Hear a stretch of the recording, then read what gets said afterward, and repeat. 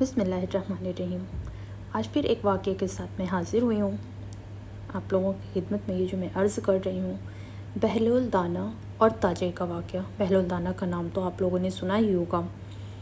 ایک دن ایک تاجر بہلول دانہ کے پاس آیا اور پوچھا، حضور میں کیا خریدوں؟ جناب بہلول نے فرمایا، کالا کپڑا لے لو۔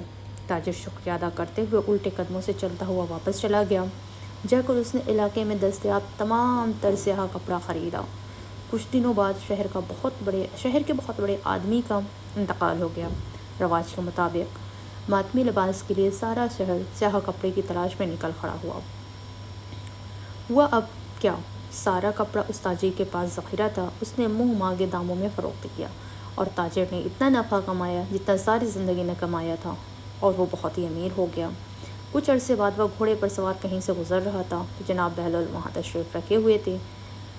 وہ گھوڑے پر بیٹھے بے ادبی سے بولا، اوے دیوانے، اب اس بار کیا لوں؟ بہلول نے فرمایا، تربوز لے لو۔ وہ تاجر بھاگا گیا اور ساری دولت سے دور ملک سے بھی تربوز خریدے۔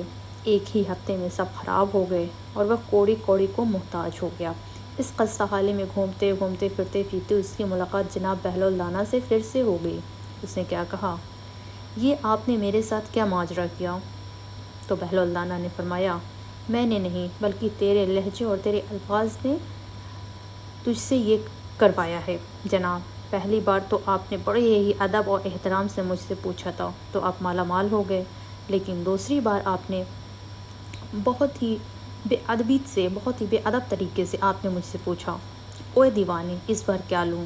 تو اس کا نتیجہ آپ کے سامنے ہے۔ تو اب اس واقعے سے ہمیں کیا سبق ملتا ہے کہ ہم اپنے اندر اپنی باتوں سے کسی کو تکلیف نہ دیں۔ ہم اس طرح سے بات کریں کہ ہماری باتوں سے کسی کو تکلیف نہ ہو۔ ویسے تو دنیا بھری پڑی ہے ایسے لوگوں سے جو تکلیف دیتے ہیں۔ بس یہی ہے میرا مقصد کہ ہم کسی کو تکلیف نہ دیں، خوش رہیں اور اس کہانی سے کچھ نہ کچھ ضرور سیکھیں۔